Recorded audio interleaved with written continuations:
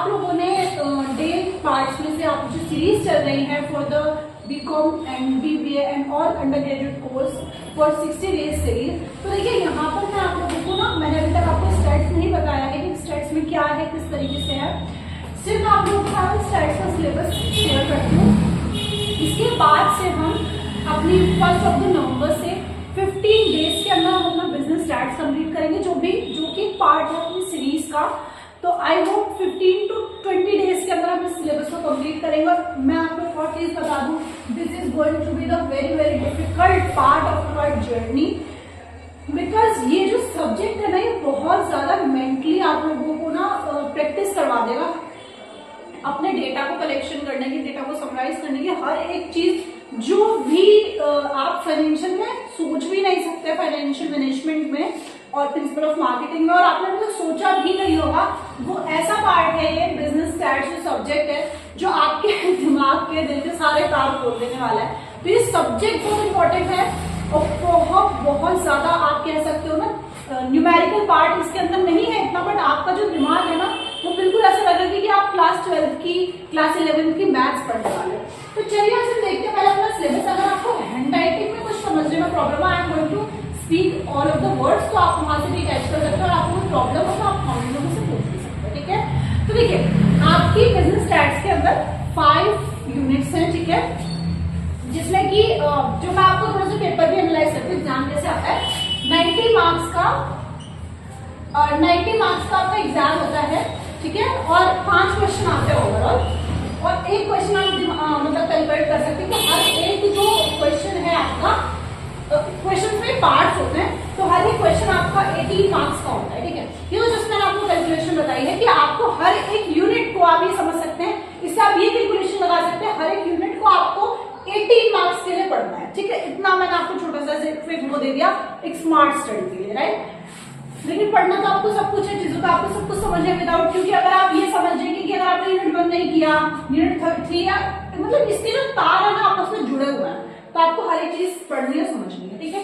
तो चलिए देखते हैं यूनिट नंबर 1 में मैं आपसे कहूँ कि सबसे पहले आपको स्टार्ट कीजिए यूनिट नंबर 1 से, क्योंकि ये जो ये 2-3 चैप्टर्स है ना, इस सारे के सारे आपस में जुड़े हुए हैं। 1 चैप्टर तो मतलब यूनिट नंबर 1 बहुत इंपॉर्टेंट है, ठीक है। यूनिट नंबर 1 में आपसे कहता है 3 चैप्टर्स आते हैं यूनिट नंबर 1 में, जिसमें ये आपको बेसिक है पूरा, ठीक है, और ये आपको इकोनॉमिक्स, आपने इकोनॉमिक्स पढ़ी होगी, आपने स्टैट्स पढ़ी होगी क्लास 11th में, आपने मैथमेटिक्स पढ़ी होगी 11th में, तो सब यहाँ पे पूरा मिक्सचर, आपकी शेयर मार्केट पढ़ना घटना को इस चैप्टर में बताएगा आपको।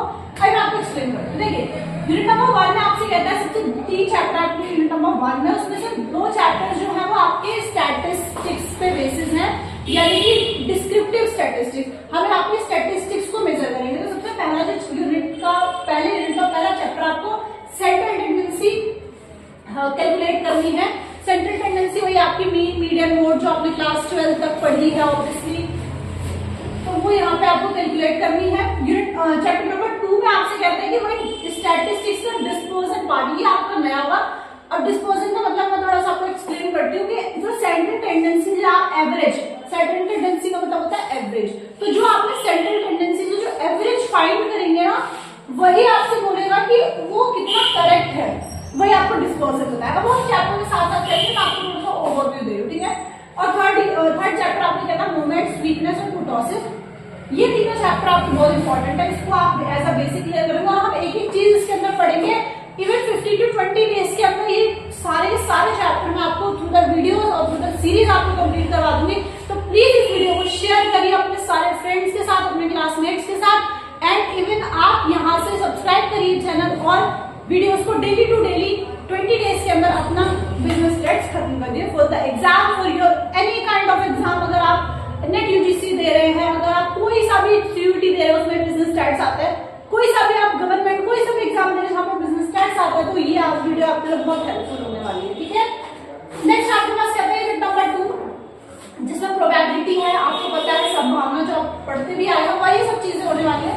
और नेक्स्ट आपको इसमें 2 चैप्टर है नंबर 2 में, तो एक है आपका प्रोबेबिलिटी, सेकंड है आपका रैंडम वेरिएबल। कोई भी आपको वेरिएबल देगा उसको आपको फाइंड करना है, और आपको प्रोबेबिलिटी का डिस्ट्रीब्यूशन फाइंड करना है। आप इसे हैंड टू हैंड नोट भी कर लीजिए, इसलिए मैं आपको बोल भी रही हूँ कि अगर आपको यहाँ से समझना है तो आप वहां से भी लिख सकते हैं, ठीक है।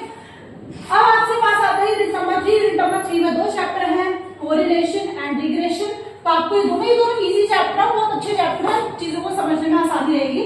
फिर आपके पास अभी नंबर 4 जिसमें ये 2 चैप्टर, जिसमें एक ही चैप्टर है, बिजनेस टाइम सीरीज। बस लोग क्या होता है, चैप्टर थोड़ा बड़ा है तो लोग उसको 2 चैप्टर कंसीडर करते हैं, पर ये ओवर है एक ही चैप्टर। इसके अंदर एक ही चैप्टर है बिजनेस टाइम, और यही चैप्टर आपको 18 मार्क्स के लिए पढ़ना है, तो थोड़ा सा डिटेल में पढ़ना पड़ेगा। टाइम सीरीज और ट्रेंड, जो भी आज के टाइम में ट्रेंड चलता है उसको एनालाइज करना और टाइम के अकॉर्डिंग, तो वो है आपका नंबर 4। और लास्ट में आपको आता है नंबर 5, जो कि इंडेक्स नंबर और एनएससी, निफ्टी और सेंसेक्स आपने पढ़ा होगा शेयर मार्केट में, वो सब हम इस चैप्टर में पढ़ने वाला हूँ। ये भी 18 नंबर के लिए आपको अकेले चैप्टर पढ़ना है, तो आप समझ सकते हैं कितना डीप है चैप्टर हमें पढ़ना होगा। तो ये तो था आपका syllabus analysis of business stats.